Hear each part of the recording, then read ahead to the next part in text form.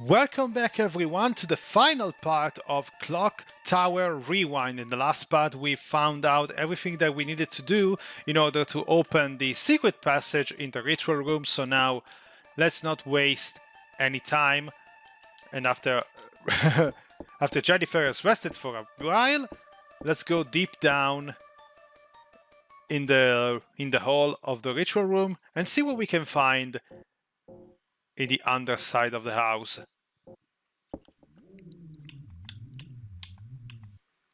We can hear some dog going. Oh yeah, there's a person in a black robe here and a dog. That dog is gonna basically that dog is gonna have a problem with us. There's something there. Yeah, well, she says that we can use the... yeah, we don't have to do any other steps. If we walk here, we would be fucked. So let's use the black robe and use the perfume. And now we can just walk over. And the dog will not harm us because he thinks we are... Miss Mary. So now let's keep going over here because there's another person that we have to meet. Yep, it's one of our friends. Lottie! Lottie! Lottie, you're still alive! Jennifer. Go to the clock tower. The switches. Lottie? Lottie! Please, don't leave me alone. But yeah, we came here too late, and both Anne and Lottie are basically dead at this point. So yeah, now we are basically fucked, and we need to find where this clock tower supposedly is. So now let's keep looking around inside this place. Let's see what else we can find.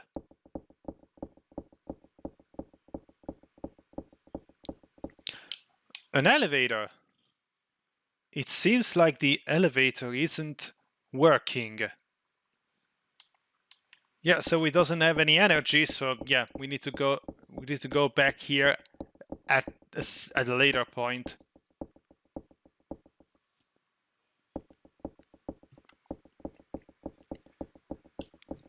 Yeah, these are the switches that Lottie was talking about.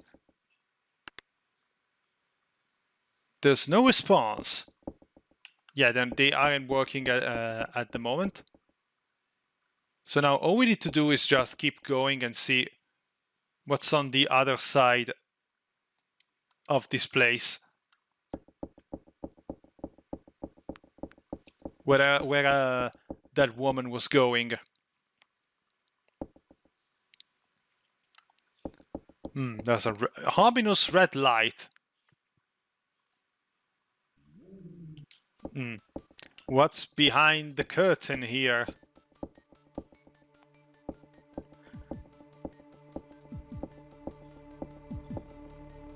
I really like this music. What the hell is that? Yeah, remember that she had two babies? One became Scissorman and the other became... whatever this is. Oh my god. It looks like the thing from Basket Case. Oh my god. So yeah, you just have to run away before he gets you. And here again, you have to mash. I am mashing the A button as fast as I possibly can. Otherwise she will just go down. Yes. Thankfully we made it. And with a can of gasoline going down. Yeah, the little kid is about to be... it's about to be barbecued. And yeah, that was one of the babies of Miss Mary. I gotta assume she would be pretty pissed at this point. But yeah, everything is collapsing, so we need to go. Let's take care of the switches here.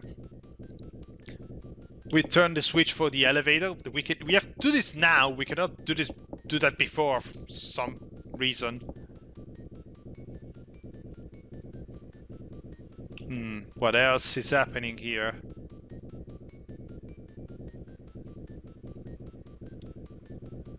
Yeah, the corpse of the dead kid.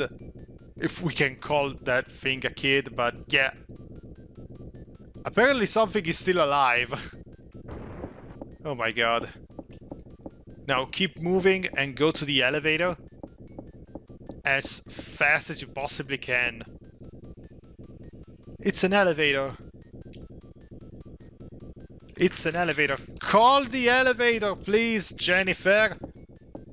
Sometimes it's really hard to find the right stuff that you need to click because there are many things smooshed together all over the place. Okay, so now we are inside the elevator. When the game decides that we have to go to the third floor. Let's wait here.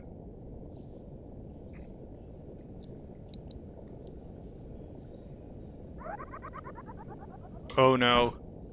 What is happening? Please? Yeah, everything that was missing, another chase with Scissorman. He didn't actually came out too often, that little annoying kid. So now what we have here, let's start the clock tower. Quickly, with the switches that Lottie sets to do. And apparently